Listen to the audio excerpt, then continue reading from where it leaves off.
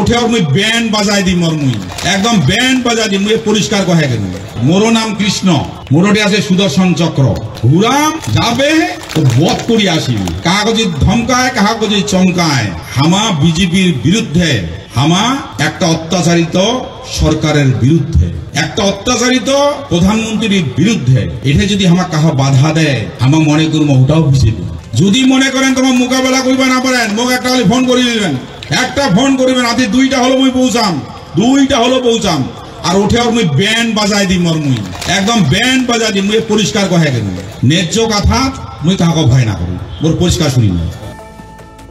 শীতের মধ্যে ভোর রাতে মোবাইলের দোকানে চুরি, সিসিটিভিতে ধরা পড়ল চোরের কীর্তি। চাঞ্চল্য রাজগঞ্জের গেট বাজারে।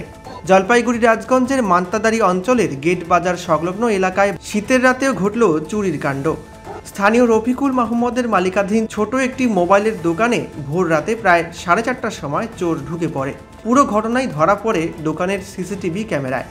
দেখা গিয়েছে মাথা এবং মুখ কাপড়ে ঢেকে একজন দোকানের টিন কেটে ভেতরে প্রবেশ করে। এরপর ক্যামেরা চোখে পড়তেই কাগজ দিয়ে আড়াল করে তারপর দোকানে থাকা মূল্যবান মোবাইল ফোনের বেশ কয়েকটি সেট অ্যাসেসরিজ সহ প্রায় লক্ষাধিক টাকার সামগ্রী নিয়ে পালিয়েছে বলে অভিযোগ। এদিকে সকালে দোকান খুলতে এসে টিন কাটা অবস্থায় দেখেন মূল্যবান মালপত্র সমস্তটা উধাও। এরপরই খবর দেওয়া হয় গাজলডোবা আউটপোস্টের পুলিশকে। এলাকাবাসীরা জানিয়েছেন এই ধরনের ঘটনা মাঝে মধ্যেই ঘটছে।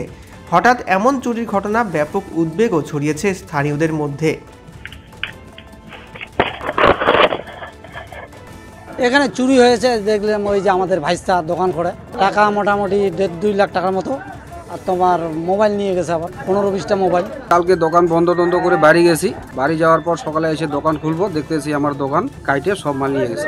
দোকানে আমার অ্যান্ড্রয়েড ফোন ছিল মোটামুটি 15-20 পিস। তাছাড়া এদিকে আবার অ্যাসেসরিজ মাল ছিল, চার্জার, হেডফোন, ব্লুটুথ স্পিকার। এটা আমি সিসিটিভি ফুটেজ চেক করলাম, এটা 4টা 3 মিনিটে এই ঘটনাটা ঘটেছে। এর আগে হয়েছিল ওগুলা, কিন্তু এই ইদানিং আমার দোকানটাই ফার্স্ট। পুলিশ প্রশাসন থাকে, ওরা তো ওদের তালেই থাকে আর কি।